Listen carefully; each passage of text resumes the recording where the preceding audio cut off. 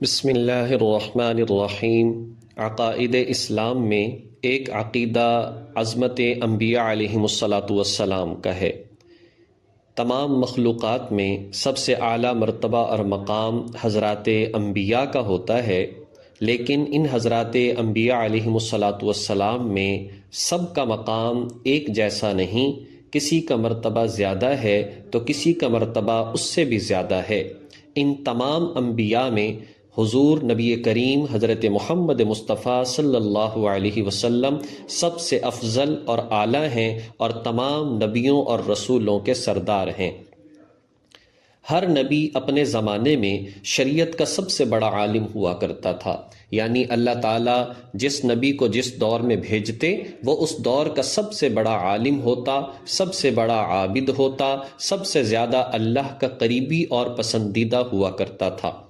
حضور نبی کریم صلی اللہ علیہ وسلم آخر میں تشریف لائے تو آپ کا مرتبہ اور مقام بھی سب سے بلند ہے، اور آپ کا جو علم ہے وہ علم بھی اللہ تعالیٰ کی ذات نے سب سے زیادہ عطا فرمایا۔ آپ علیہ صلاۃ والسلام یا کسی بھی نبی کی شان کے اندر گستاخی اور بے ادبی کرنا یا اس کو جائز سمجھنا انسان کو دائرہ اسلام سے نکال دیتا ہے۔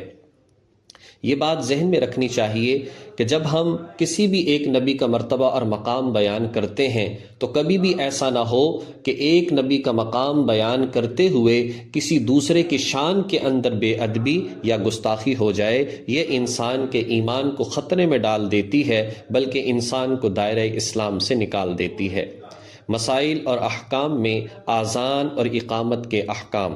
آذان جو ہے یہ سنت مؤکدہ علی الکفایہ ہے، یعنی محلے کے اندر جو مسجد ہے، محلے یا علاقے کے اندر یہ آذان سنت مؤکدہ علی الکفایہ ہے کہ کوئی ایک بھی اگر آذان دے دے تو سب کی طرف سے یہ ادا ہو جاتا ہے، اور اگر سارے ہی آذان دینا چھوڑ دیں یہ انتہائی گناہ کبیرہ ہے اور ناپسندیدہ ہے، اس لیے کہ یہ اسلام اور ایمان کی علامت اور نشانی ہے۔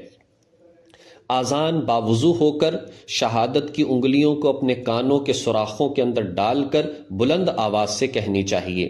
آذان ٹھہر ٹھہر کر جبکہ اقامت تیزی کے ساتھ کہنی چاہیے۔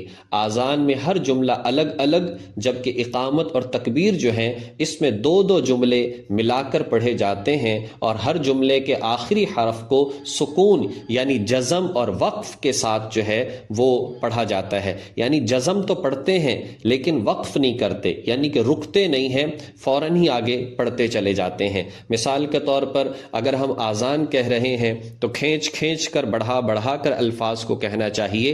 اللہ اکبر اللہ اکبر، اللہ اکبر اللہ اکبر، اشہد ان لا الہ الا اللہ، اشہد ان لا الہ الا اللہ۔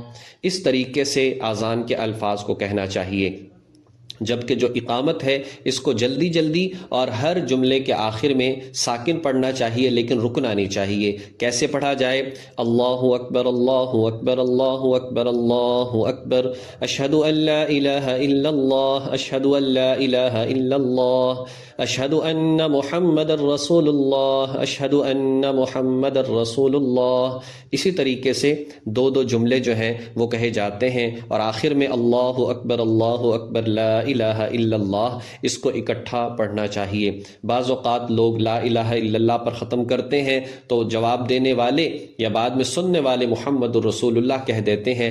ایسا کہنا خلاف شرع ہے، اس لیے کہ اللہ کی ذات نے جہاں پر اس کو مکمل کر دیا بس وہیں پر ہمیں بھی مکمل کرنا چاہیے۔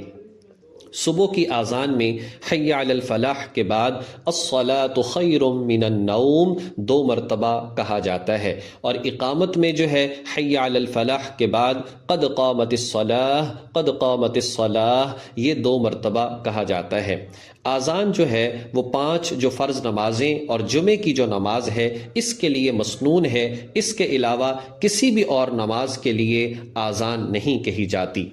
جو جمعے کے دن 2 آذانیں کہی جاتی ہیں، اس میں جو پہلی آذان ہے اس پر کاروبار کو چھوڑ دینا چاہیے، اور آذان کے بعد اگر آذان مسجد کے اندر ہو جائے تو آذان کے بعد مسجد سے نکلنا، یہ مکروہ ہے، یعنی کوئی ایسا کوئی ضروری کام نہ ہو جب آپ مسجد کے اندر ہیں اور اذان کہی جا چکی ہے، اب مسجد سے کسی اور کام کے لیے باہر جانا یا چلے جانا یہ مکروہ ہے، ناپسندیدہ ہے۔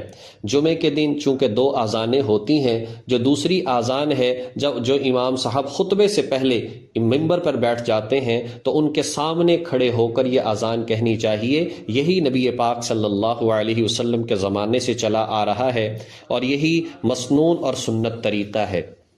جہاں تک اذان کے جواب کا تعلق ہے یا اقامت کے جواب کا تعلق ہے تو اس میں وہی الفاظ کہے جاتے ہیں جو اذان اور اقامت کے ہیں، البتہ جب حی علی الصلاح اور حی علی الفلاح کہا جاتا ہے تو اس کا جواب اقامت میں بھی اور اذان میں بھی لا حول ولا قوت الا باللہ ہے۔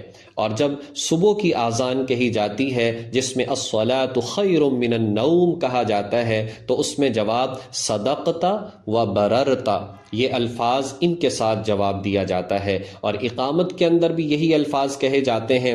اور پھر لیکن جب قد قامت الصلاۃ کہا جاتا ہے تو اس میں اس کا جواب اقامہ اللہ و ادامہ اس طرح سے کہا جاتا ہے۔ اذان کے درست ہونے کی شرائط یہ ہیں کہ جب جس نماز کے لیے اذان کہی جا رہی ہے اس نماز کا وقت ہونا چاہیے۔ ایسا نہیں ہے ابھی وقت شروع نہیں ہوا اور پہلے اذان کہہ دی گئی تو وہ اذان ہوگی ہی نہیں۔ اذان عربی زبان میں کہنی چاہیے، مؤذن یعنی کہ اذان دینے والا وہ مسلمان ہونا چاہیے، مرد ہونا چاہیے، عورت اذان نہیں دے سکتی، عاقل ہونا چاہیے یعنی عقل مند ہو، سمجھدار ہو، اگر بالفرض نابالغ بھی ہے تو وہ بھی اذان کہہ سکتا ہے، جنابت سے پاک ہو یعنی بے وضو کہنے کی گنجائش تو ہے لیکن جنابت کی حالت یعنی کہ غسل کی حالت اگر ہو تو پھر اذان جو ہے وہ نہیں کہی جا سکتی۔ نبی پاک صلی اللہ علیہ وسلم کی احادیث مبارکہ سے بہت زیادہ فضیلت ہمیں اس اذان کے حوالے سے ملتی ہے۔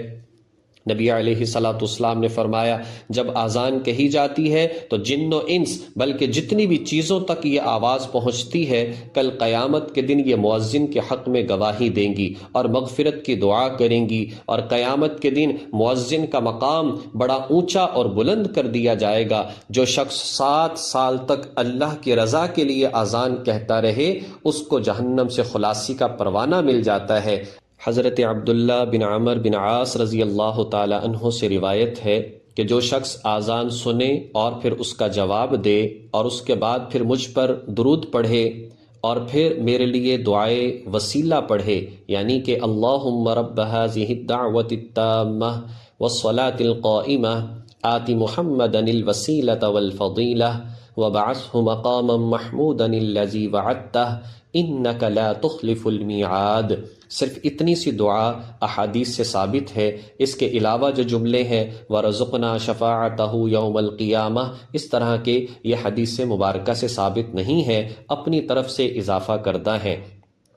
تو جو شخص یہ دعا پڑھے تو فرمایا کہ اس کے لیے میری شفاعت واجب ہو جاتی ہے، کل قیامت کے دن میں اس کے لیے سفارش کروں گا اور شفاعت کروں گا۔ اس حدیث میں فرمایا کہ میرے لیے وسیلہ کی دعا کرو۔ وسیلہ ایک جنت کے اندر اونچا مقام ہے۔ نبی علیہ الصلاۃ والسلام نے فرمایا میں امید کرتا ہوں کہ اللہ تبارک و تعالی مجھے یہ عطا فرمائے گا۔ تو اس لیے ہمیں اہتمام کرنا چاہیے، ان چیزوں کا اہتمام کریں تاکہ نبی علیہ الصلاۃ والسلام کی شفاعت آخرت میں حاصل کر لیں۔ اللہ تبارک و تعالی ہمیں ان تمام مسائل کو سمجھ کر ان پر عمل کرنے کی توفیق عطا فرمائے۔ وآخر دعوانا ان الحمد للہ رب العالمین۔